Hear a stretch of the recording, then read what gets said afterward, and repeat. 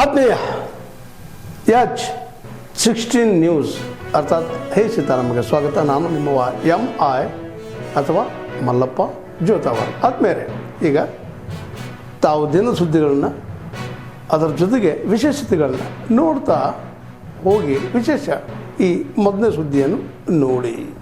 ಮತ್ತು ಸಾಧಕರ ಪ್ರಶಸ್ತಿ ಅಂತೇಳಿ ಅಂದರೆ global icon business and achiever awards ಅಂತೇಳಿ 2026 ಈ ಕಾರ್ಯಕ್ರಮವನ್ನು ನಗರದ ಜಸ್ಟ್ ಕ್ಲಬ್ನಲ್ಲಿ ಸಾಯಂಕಾಲ 6 ಗಂಟೆಗೆ ಪ್ರಾರಂಭವಾಗುತ್ತದೆ. ಈ ಕಾರ್ಯಕ್ರಮಕ್ಕೆ ಕನ್ನಡ ಚಲನಚಿತ್ರ ನಟ ನಟಿಯರು ಕೂಡ ಆಗಮಿಸುತ್ತಿದ್ದಾರೆ. ಜೊತೆಗೆ ಈ ಕಾರ್ಯಕ್ರಮಕ್ಕೆ ಕರ್ನಾಟಕ ಸರ್ಕಾರದ ಮಂತ್ರಿಗಳಾಗಿರ್ತಕ್ಕಂಥ ಡಾಕ್ಟರ್ ಶ್ಯಾಮಪ್ರಕಾಶ್ ಪಾಟೀಲ್ ಆಗಿರ್ಬೋದು, ಮತ್ತು ಜೊತೆಗೆ ಅಜಯ್ ಸಿಂಗ್ ಸರ್ ಆಗಿರ್ಬೋದು, ಹಾಗೂ ಸ್ಥಳೀಯ ಶಾಸಕರುಗಳು ಆಗಮಿಸುತ್ತಿದ್ದಾರೆ. ಈ ಒಂದು ಕಾರ್ಯಕ್ರಮಕ್ಕೆ ಕನ್ನಡದ ಸ್ಯಾಟಲೈಟ್ ಚಾನಲ್ ಆಗಿರ್ತಕ್ಕಂಥ ಸ್ಪೀಡ್ ನ್ಯೂಸ್ ಕೂಡ ಸಹಭಾಗಿತ್ವ ಇರುತ್ತದೆ. ಜೊತೆಗೆ ಈ ಕಾರ್ಯಕ್ರಮ ಕರ್ನಾಟಕದಾದ್ಯಂತ ಒಂದು 22 ಜನರಿಗೆ ಒಂದು ಆಯ್ಕೆ ಮಾಡಿದ್ದೀವಿ. ಅಂದರೆ ಗ್ಲೋಬಲ್ ಐಕನ್ ವ್ಯವಹಾರಗಳು ಮತ್ತು ಸಾಧಕರ ಪ್ರಶಸ್ತಿ 2026 ಎನ್ನುವ ಒಂದು ಪ್ರಶಸ್ತಿಗೆ. ಇದರಲ್ಲಿ ವಿಭಿನ್ನ ಚಿಂತಕರಾಗಿರ್ಬೋದು, ಉದ್ಯಮಿಗಳಿಗಾಗಿರ್ಬೋದು, ಉದಯೋನ್ಮುಖ ಉದ್ಯಮಿಗಳಿಗಾಗಿರ್ಬೋದು, ಮತ್ತು ಯಶಸ್ವಿ ಉದ್ಯಮಿದಾರಿಗಾಗಿರ್ಬೋದು, ಹಾಗೂ ಎಲ್ಲ ವಿಶಿಷ್ಟ ಸಾಧಕರನ್ನು ಪ್ರಶಸ್ತಿ ನೀಡಿ ಗೌರವಿಸಲಾಗುತ್ತಿದೆ.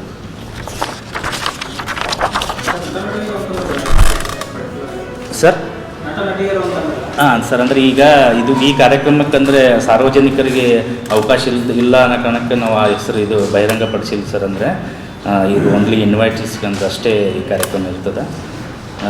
ನಟಿ ಶ್ರುತಿಯವರಾಗಿರ್ಬೋದು, ಮತ್ತು ಬಿಗ್ ಬಾಸ್ ಖ್ಯಾತಿಯ ಮತ್ತು ಐಶ್ವರ್ಯ ಸಿಂಧೋಗಿಯವರಾಗಿರ್ಬೋದು, ಮತ್ತು ಕನ್ನಡ ಚಲನಚಿತ್ರ ನಟಿಯರಾದ ರಾಘವಿ ಅರಳುಗುಂಡಿಗೆ ಅವರು ಕೂಡ ಕಲಬುರಗಿ ಭಾಗದವರು, ಅವರು ಕೂಡ ಆಗಮಿಸ್ತಿದ್ದಾರೆ. ಅವರು ಈಗಂದ್ರೆ 22 ಜನರ global icon business and achievers ಅವಾರ್ಡ್ನ 22 ಜನರ ಹೆಸರು ಪಟ್ಟಿ ಹೋಗ್ತೀನಿ ತಮ್ಮ ಎದುರುಗಡೆ. Doctor Amareshwari Baburao Chinchansur, doctor Suresh L Sharma, Anand Shah, Shri ಅರ್ಜಿ ಕೊಟ್ಟು ಭಾಳ ದಿನ ಆಗಿದೆ. 15 ವಯಸ್ಸಿಂದ ಅವರು ಅರ್ಜಿಗಳು ಕೊಟ್ಟಂತ ಬಂದಿದ್ದಾರೆ.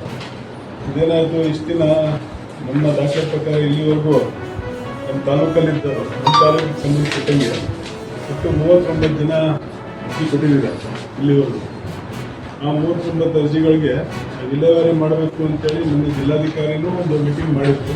ಅದ್ರ ಜೊತೆಗೆ ಏನಾಯಿತು, ಲೋಕಾಯುಕ್ತರು ಅವರೇ ಸ್ವಯಂ ಪ್ರೇರಿತವಾಗಿ ಒಂದು ದೂರನ್ನು ತಗೊಂಡು ಅವರೇ ಮೊನ್ನೆ ಒಂದು ರಿಸಿ ಮಾಡಿದ್ರು. ರಿಸಿ ಮಾಡಿ 3 ತಿಂಗಳೊಳಗೆ ಏನಾದರೂ ಒಂದು ವ್ಯತ್ಯಾಸ ಮಾಡಿ ಅದನ್ನು ಎಲಿಜಿಬಲ್ ಅವ್ರಿಗೆ ಏನಾದರೂ ಒಂದು ವ್ಯವಸ್ಥೆ ಕೊಡಿ, ಇಲ್ಲ ಅಂದರೆ ಅರ್ಜಿ ವಿಲೆ ಮಾಡಿ ಏನಾದರೂ ಒಂದು. ಬಟ್ ಅರ್ಜಿಗಳೇ ನಿಮ್ಮ ಆಫೀಸಲ್ಲಿ ಪೆಂಡಿಂಗ್ ಇರಬಾರ್ದು, ಬಟ್ ಅದಕ್ಕೆ ಏನಾದರೂ ಒಂದು ತಾರ್ಕಿಕ ಅಂತಲೇ ಕಾಣಿಸ್ರಿ ಅಂತೇಳಿ ಮೊನ್ನೆ ಲೋಕಾಯುಕ್ತರು ಹೇಳಿದರು. ಅದಕ್ಕಾಗಿ ಮೊನ್ನೆ ನಮಗೆ ನೆಕ್ಸ್ಟ್ ಜಿಲ್ಲಾಧಿಕಾರಿ ಒಂದು ಮೀಟಿಂಗ್ ಮಾಡಿದ್ರು. ಮೀಟಿಂಗ್ ಮಾಡಿದ ಪ್ರಕಾರ ಏನಾಗಿದೆ, ಈಗ ನೀವು 39 ಜನ ಅರ್ಜಿ ಕೊಟ್ಟಿದ್ದೀರಾ. ಈ ಅರ್ಜಿಗಳ ಬಗ್ಗೆ ಪರಿಶೀಲನೆ ಮಾಡ್ತಾ ಇದ್ದೀವಿ ನಾವು. ನಿಮ್ಮ ಎಲಿಜಿಬಲ್ ಇದು ನಾನು ಹೇಳಿದ ಡೇಟಾ ಕರೆಕ್ಟ್ ಇದೆಯಾ ನಿಮ್ಮ ಪ್ರಕಾರ? 39 ಜನ ಅರ್ಜಿ ಕೊಟ್ಟಿದ್ದಾರೆ ಅನ್ನೋದು ಹೆಸರು ಹೇಳ್ತೀನಿ, ಬೇಕಿದ್ರೆ ಕಾನ್ಪಂಗ ನಾಯಕ, K PK Nayaka Rekalgere, K Thippeswamy Ramachandrappa Rekalgere, ನೀವು ಗೋರರಾಜು, ಇಮ್ರಾನ್ ಬಾಷಾ, ವೈಜಾ ನಾಯ್ಕ, ನಾಗೇಂದ್ರಪ್ಪ, ಬಾಬು, ನಾಗರಾಜ, ಆಂಟೋನಿ ದಾಸ್, ರಾಮಚಂದ್ರ ಆರ್, ಶಿವಣ್ಣ, ವರದರಾಜ, ಶ್ಯಾಮ, ಲಕ್ಷ್ಮಣ್ ನಾಯ್ಕ್, ಶಿವಕುಮಾರ್, ತಿಪ್ಪೇಸ್ವಾಮಿ, ಡಿ.ವಿ. ತಿಪ್ಪೇಸ್ವಾಮಿ ರೀಲನ್, N Obalesha, Suresh KP, Thippeswamy Guddanayaka, Lingaraju, Manjunath B, Ramachandra Nayaka, Thippeswamy, Siddesha. ಇಲ್ಲ ಅದಕ್ಕಾಗ ಇವತ್ತು ನಿಮಗೆ ಗೊತ್ತಿರೋದು ಏನಂದ್ರೆ ಅರ್ಜಿಗಳ ಬಗ್ಗೆ ಎಲ್ಲ ಇವತ್ತು ಮಾತಾಡೋಣ ಅಂತಂದ್ರೆ ಇದನ್ನು ಹೆಚ್ಚಿಗೆ ಮಾಡಿ ಹೋಗ್ಬೇಕು. ಅದು ಕಾನೂನಾತ್ಮಕವಾಗಿ ಆಗಲಿಲ್ಲ. ಇದು ಮಾಡಿದ್ರು ಹೋದ್ರು. ಆದರೆ ಇದನ್ನು ಅಲ್ಲಿ ಪಾರ್ಲಿಮೆಂಟಿಗೆ ತಂದು ಮೇನ್ ಸಿಬ್ಬಂದಿಗೂ ಅಥವಾ ಯಾವುದಕ್ಕೂ ಸಂಬಂಧಪಟ್ಟಂತೆ ಯಾವ ರೀತಿಯಾಗಿ EWS ಆಯ್ತಲ್ಲ, ಆ ರೀತಿಯಾದಂಥ ಒಂದು ಪಾರ್ಲಿಮೆಂಟಲ್ಲಿ ನಿಂತಂದು ರಾಷ್ಟ್ರಪತಿಯಾಗಿ ಆದೇಶ ಬರಬೇಕು. ಅದು ಬರೀ 48 ಗಂಟೆಗಳ ಕಾಲ ಮಾಡ್ತಾರೆ ಅವರಿಗೆ. ಆದರೆ ನಾವು ವರ್ಷಾನುಗಟ್ಟಲೆ ಕಣ್ಣೀರು ಸುರಿಸಿ ಆ ಬೀದಿ ಚಳವಳಿಯನ್ನು ಮಾಡಿ ಉಪವಾಸ ಮಾಡಿ ಹೋರಾಟದಲ್ಲಿ ಅನೇಕ ಜನರು ಪ್ರಾಣ ತೆತ್ತು ಇಷ್ಟೆಲ್ಲ ಹೋರಾಟ ಮಾಡಿದ್ರು. ನಮ್ಮ ಹೋರಾಟಕ್ಕೆ ಇದು ಬೆಲೆ ಇಲ್ಲಂತಾಗುತ್ತೆ. ಯಾರೋ ಸರ್ಕಾರ ಏನಿದೆಯಲ್ಲ ಕೇಂದ್ರ ಸರ್ಕಾರ ಈ ಬಗ್ಗೆ ಗಮನ ಹರಿಸಬೇಕು.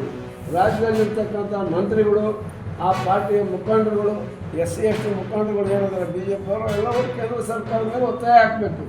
ಈಗ ಅಪಾಯಿಂಟ್ಮೆಂಟ್ ಎಲ್ಲ ನಿಲ್ತಾ ಇದೆ, ನಿರುದ್ಯೋಗ ಭಾಳ ಇದಾಗ್ತಾ ಇದೆ ಅಂತಂದು ಅದನ್ನು ಮಾಡಬೇಕು ಅಂತ ನಾವು ಇದು ಮಾಡಿದ್ವಿ. ಅತಿ ಮೀರಬಾರ್ದು ಅಂತ. ಇಂದಿರಾ ಸಹಾನಿ ಕೇಸ್ನಲ್ಲಿ 50 ಮೀರಬಾರ್ದು, ಯಾವುದೇ ರಾಜ್ಯ ಸರ್ಕಾರ ಮೀಸಲಾತಿ 50ಕ್ಕೆ ನಿಗದಿಯಾಗಿರಬೇಕು ಅಂತ ಹೇಳಿದ್ದಾರೆ. ಅದ್ರ ಜೊತೆಗೆ ಮತ್ತೊಂದು ಹೇಳಿದ್ದಾರೆ, ವಿಶೇಷವಾದಂಥ ಸಂದರ್ಭಗಳು ಇದ್ದರೆ ಅದನ್ನು ಮೀರಬಹುದು ಅಂತಲೂ ಕೂಡ ಹೇಳಿದ್ದಾರೆ. ಹೇಗೆ ಆ ರಾಜ್ಯದಲ್ಲಿ ಬಡತನ ಇತ್ತು, ಅನಕ್ಷರತೆ ಇತ್ತು, ಜನಸಂಖ್ಯೆ ಜಾಸ್ತಿ ಇತ್ತು, ಸಾಮಾಜಿಕ ನ್ಯಾಯಕ್ಕೆ ಧಕ್ಕೆ ಆಗಿದ್ದರೆ ಅವ್ರಿಗೆ ಸಿಗಬೇಕಾದಂಥ ಇದು ಮೀಸಲಾತಿ ಹುದ್ದೆಗಳು ದೊರಕದೆ ಅನ್ಯಾಯ ಆಗಿದೆ ಅಂತ ಕಂಡುಕೊಂಡ್ರೆ ಮಾಡಬಹುದು ಅಂತಲೂ ಕೂಡ ಹೇಳಿದರು.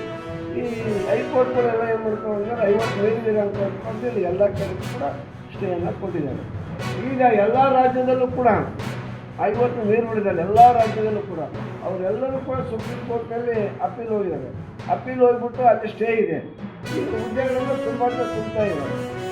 ಅದರಿಂದ ನಮ್ಮ ಸರ್ಕಾರ, ರಾಜ್ಯ ಸರ್ಕಾರದಲ್ಲೂ ಕೂಡ ಹೈಕೋರ್ಟ್ಗೆ ಮನವರಿಕೆ ಮಾಡಿಬಿಟ್ಟು ಬೇರೆ ರಾಜ್ಯದಲ್ಲಿ ವಿಧೇಯಕ ಅಂತೇಳಿ ವಾದವನ್ನು ಮಂಡಿಸ್ಬಿಟ್ಟು ಅದನ್ನು ನಾವೇನು ಹಿಂದಿನ BJP ಸರ್ಕಾರ ಅದು 18 ಇರೋದನ್ನು 24 ಮಾಡ್ತೀವಿ, ಅದನ್ನು ಮಾಡಬೇಕು. ಅದನ್ನೇನಾದ್ರು 50ಕ್ಕೆ ಇಳಿಸ್ಬಿಟ್ರೆ ದೊಡ್ಡ ಅನ್ಯಾಯ ಆಗುತ್ತೆ. ಈಗ ನಮಗೆ 2% ಲಾಸ್ ಆಗುತ್ತೆ, 5% ಈ ಪರಿಶಿಷ್ಟ ಜಾತಿಯವರಿಗೆ ನಷ್ಟ ಆಗುತ್ತೆ, ಪರಿಶಿಷ್ಟ ಪಂಗಡದವ್ರಿಗೆ. ಹೀಗಾಗಿ ಅವ್ರದ್ದು 3 ಇರೋದನ್ನು 7 ಇದೆ. 7 ಅಂದರೆ ಎಷ್ಟು ನಷ್ಟ ಆಗುತ್ತೆ? 4 ಆಗುತ್ತೆ. ಈಗ ನಮಗೆ 2 ಆಗುತ್ತೆ. ಒಟ್ಟು 6%. 56% ಇರುವ ಮೀಸಲಾತಿ ನಮಗಿಲ್ಲ. 50 ಇರೋದನ್ನು ನಾವು 6% ಜಾಸ್ತಿ ಮಾಡ್ತೀವಿ. ನಾವು ಜನಸಂಖ್ಯೆಗೆ ಈ ಜನಸಂಖ್ಯೆಗೆ ಮೀಸಲಾತಿ ನಿಗದಿ ಮಾಡಿದ್ದು ಯಾವಾಗ? ತಾವೆಲ್ಲ ಇಲ್ಲಿವರೆಗೆ ಸುದ್ದಿಗಳನ್ನು ನೋಡಿದಿರಿ, ಜೊತೆಗೆ ವಿಶೇಷ ಘಟನೆಗಳನ್ನು ಸಹ ನೋಡಿದಿರಿ. ಅದು ನಿಮ್ಗೇನು ಅನ್ನಿಸ್ತು? ನಿಮಗೆ ಲೈಕ್ ಮಾಡಿರಿ, ಶೇರ್ ಮಾಡಿರಿ, ಕಾಮೆಂಟ್ ಮಾಡಿರಿ, ಜೊತೆಗೆ ಸಬ್ಸ್ಕ್ರೈಬ್ ನಿಲ್ಲಿಸ್ಬೇಡ್ರಿ. H16 ನ್ಯೂಸ್ ಅರ್ಥಾತ್ ಸಿದ್ದರಾಮಯ್ಯ ಸತ್ಯದ ಕೈಗನ್ನಡಿ ವಂದನೆಗಳು.